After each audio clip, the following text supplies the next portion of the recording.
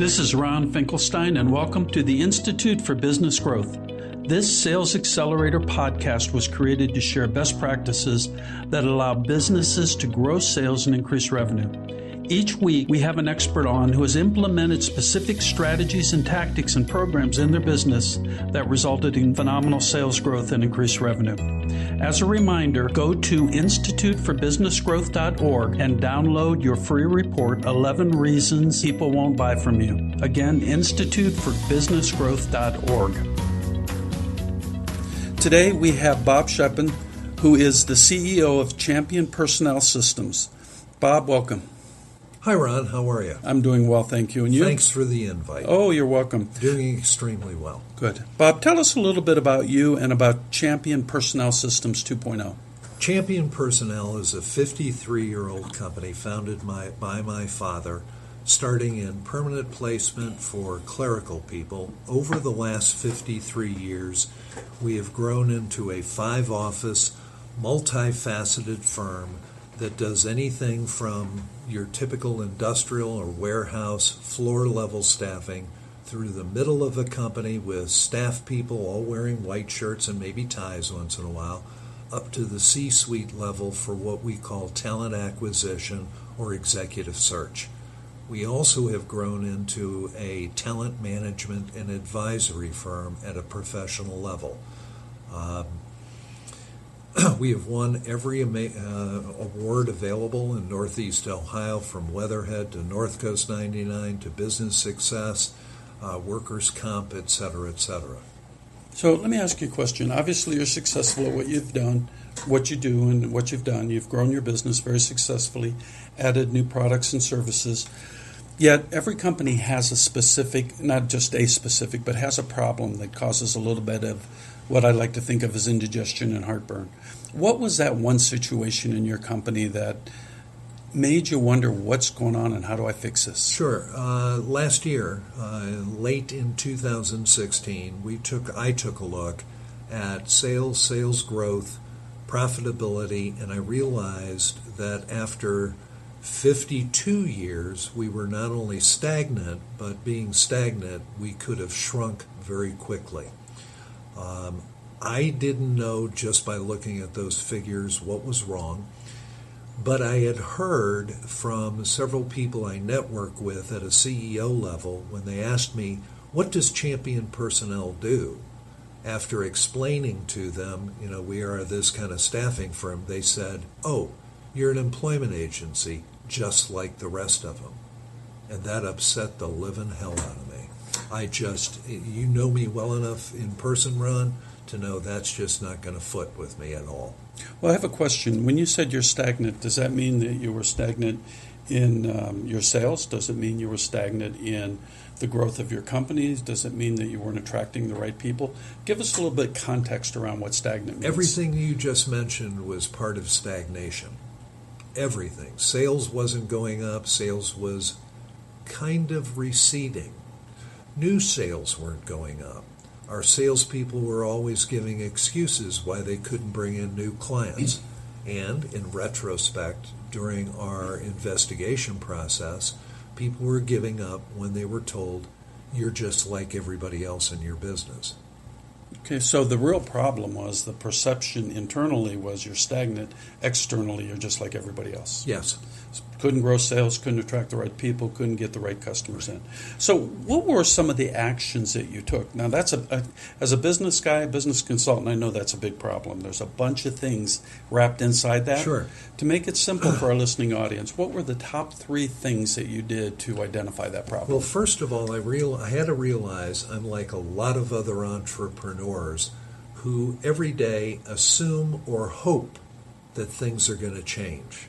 And even though I tried at a surface level to change certain things, I realized I didn't have the data. So I took everything that we do, and please understand, audience, that a staffing firm is both sales and also delivery of the right people to do the right things right. And again, industrial level up to the C-suite. I had to rip everything apart and say, are we conducting everything we do with all the knowledge we have, Am I looking at best practices? Is there anything we are not doing that we should be doing as a matter of habit? And in tearing everything apart, not only myself, but then bringing in my management staff, my sales staff, and my recruiting staff, we started to take a look at it and said there are things we absolutely have to change. Now, I started on everything non-sales to assure that what we were doing for a client hiring company was the absolute best we possibly could deliver beyond their expectations. Our goal for a hiring company is to, number one, reduce hiring issues, number two, increase productivity, and number three, increase the retention of people they want.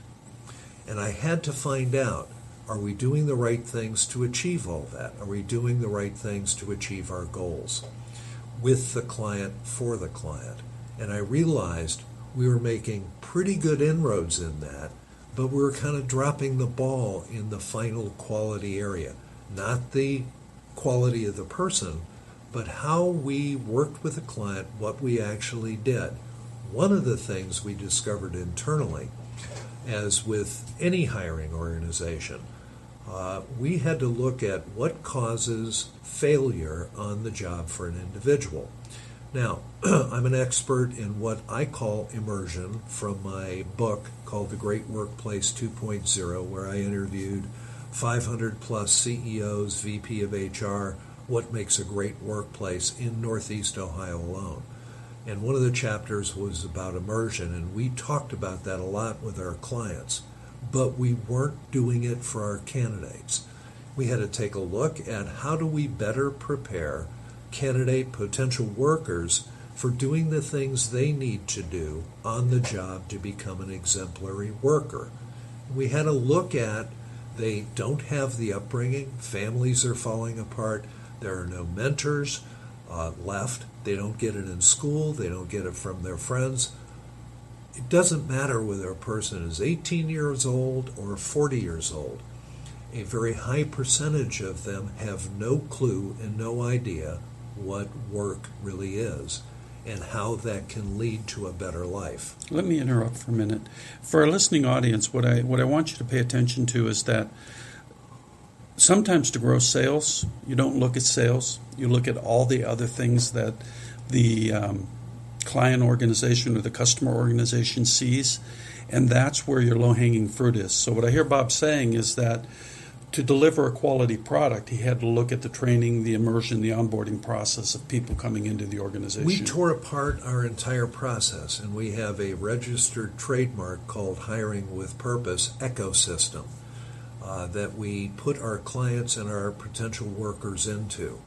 But we even had to take that apart to make sure that each and every step in the process we were doing right, we were doing in detail, we were doing in depth, and then we had to add back into it all those things we have the advice and counsel and expertise in that produced a better worker, not a different worker, a better worker.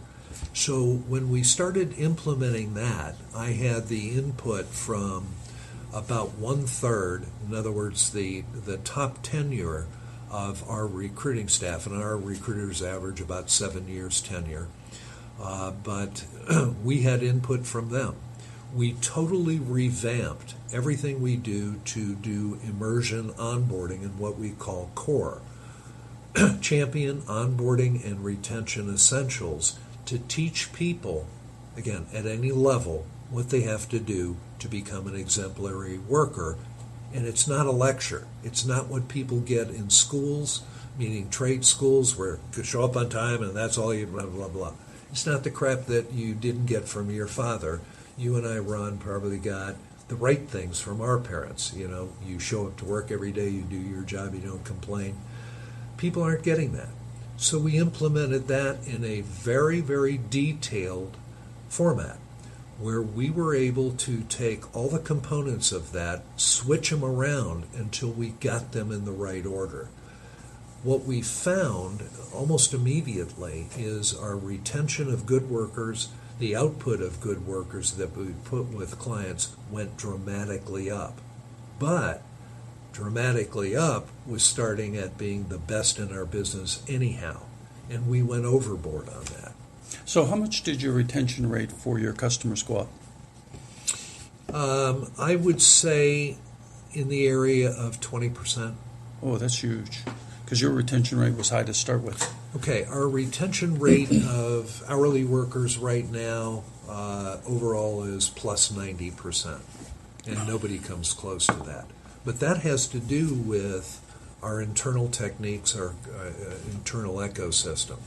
Anyhow, we had to focus on everything we were doing.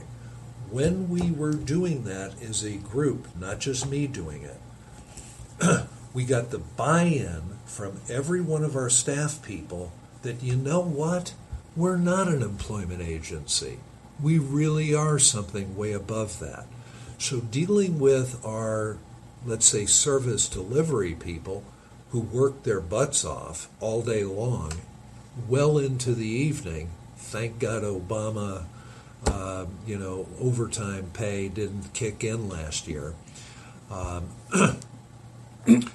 Our staff, their own attitude about what they do, how they do it, and the results they are expecting to get for the client went up dramatically.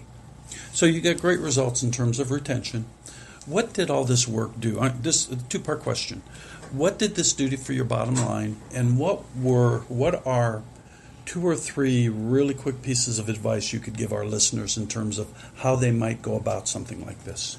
It doesn't matter what kind of product or service you have. If you've had that same product or service for a while, I would highly advise sitting down very objectively, having listened to your customers, having looked at your metrics in are you growing sales, are you growing profitability, and rip it apart. Be highly objective in saying, why isn't that really working? What can we do better? Can we redesign the product or the process that makes the product? Can we redesign the service we are delivering for somebody from their point of view, the customer's point of view, not just internally? And we did all that. What we have found is we've got about a 20% increase in sales, not just from that, but how that affected our salespeople and what they sell and how they sell it. And I would say that we are passing that 20% as we're talking. And I don't see it stopping in the 2 range. It's going to go to the 3 range fairly quickly. Yeah, for our listening audience, what he's saying is it'll hit 30%. I would say by the third quarter of this year, it'll hit a 30% growth year over year. You and I are both big believers in purpose and core values. How did your purpose play into this, and how did you test the changes that you wanted to make against the core values the company holds? We have been in an agreement as a group for a couple of years that our client hiring purpose was simple. To reduce hiring issues, increase productivity, and increase the ability to retain people you want. That purpose we took not from what we do, but we started to think more about the client. What does that really mean for them? Does it mean more profitability? And yeah, intellectually we knew that. But we started to analyze with our clients. Let me give you an example. We deal with a Fortune 400 company in one of their 32 divisions here locally. That division has been in business now approximately 3 years. All management, they've got about 225 people, all management is on a performance bonus for hitting goals. Up until 3 months ago, they had never hit a goal. Management, nobody was getting a bonus. I was out with the president of our talent acquisition practice visiting this client, and I noticed the operations manager smiling, and he came up to us, and he literally did not even look like the same guy. And I asked him, why are you smiling? You typically are dour. He looked at me, he said, Robert, for the first time in over 2.5 years, we are all getting bonuses. And I said, that is fabulous. What changed? And he looked at me, he said, you. We started using Champion. We started working with Champion, collaborating with you guys. It's you, your people who have brought us there. Now, that's a pretty good reference. Wow, that's a huge reference. Now, the company had already done an orientation program for anybody starting with them that they hired. We insisted with the HR VP and the president of the division that that same orientation and immersion program was done with our contract to hire people. Guess what? We have almost zero turnover in contract to hire. We, like any other good talent acquisition firm or any company hiring anybody, you're going to have stupid human tricks, people who fail, people who need to be fired. But it's minimal at best. So when you implemented all these beautiful practices that are working so well, did you raise your prices to your clients? Absolutely not. So your revenue growth is all organic, new customers or more people being placed into existing customers? Yes, and we're doing more business in talent acquisition and everything in between the shop floor and the C-suite, in other words, VP level people. We're doing a lot of staff level people, direct hires, meaning a fee for putting somebody on board at what I call a white collar level. You know, I love people on the shop floor. Ron, you and I in high school had wood shop, auto shop, etc. I've never forgotten that.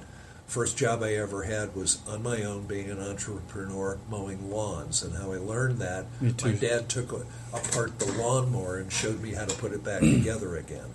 So, you know, we also have been doing advisory services. And right now, the majority of the advisory services is based in immersion, or what is typically called onboarding. We also have done advisory services and talent management. In other words, you got a good guy on board. How do you make sure he stays successful? Typically in companies, it's, hey, this is a great guy. After a month, he really knows what he's doing. Let's forget about him until the end of the first year. Absolutely not. And we have a number, right now about 6 or 7 of our larger clients who are bringing me into their organization to implement formal onboarding, immersion, and talent management programs.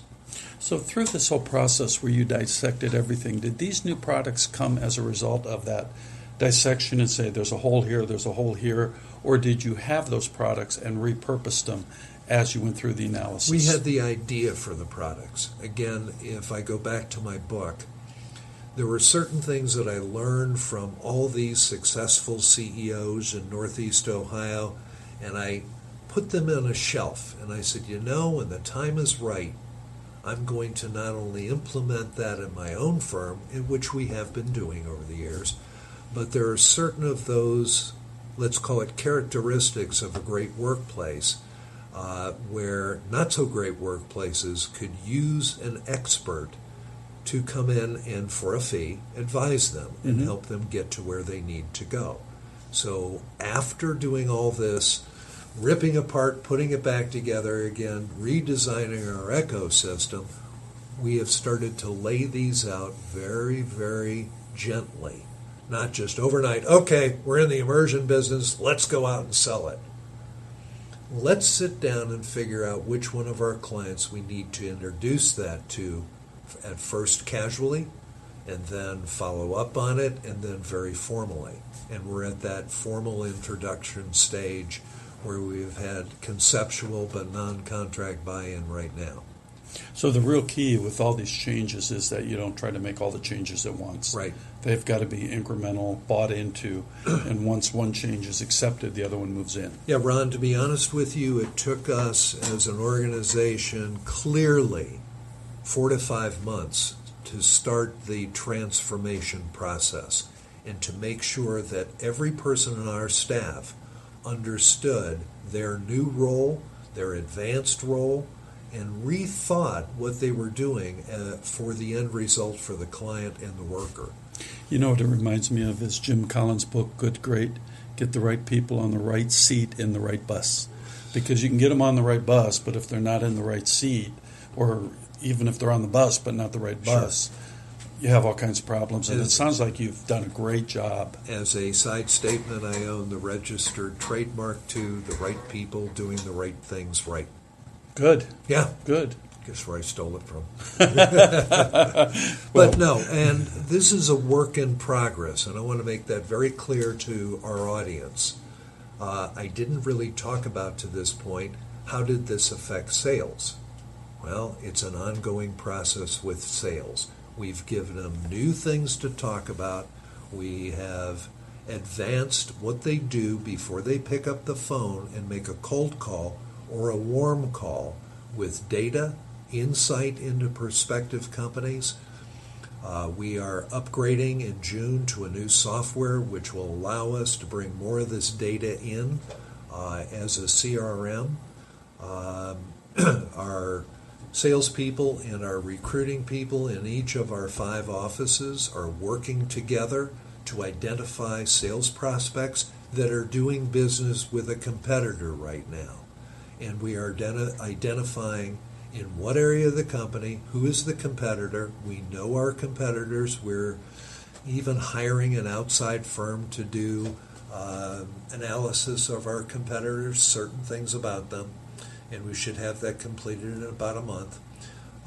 So we are able to go into a prospective customer and say, we know everything about what you're doing without being egotistical about it, and we have a solution to go beyond where you are. And all we're asking for is 15 minutes of your time in person where we will have a salesperson, a recruiter, in other words, service delivery person, a person from our talent acquisition practice, and potentially me, to sit down with the right people and say, we know what you're doing, tell us your issues, here is our process in solving those issues. Is this something you want to hear more about or not? If we can't convince you it's better for you in 15 minutes, we'll walk away and never call you again. That has never happened in 2017. And I can see why. Right. Let's start to wrap this up a little Sure. bit. Bob, summarize what you told us, because we went through a whole lot here in this last half Sure. hour. So what are the 2 or 3 takeaways that you would like one of our listeners to take action on? Because both you and I are big believers in doing something, fail Right. forward, get it done, right? You don't do anything. Be it doesn't. proactive. Be proactive, right? Okay. So let's summarize this in a very proactive way for our If listeners. you feel you're stagnant or not growing at the rate you should be growing, take a look at your entire organization, your products, your service, your people, how you are approaching people, and rip it apart.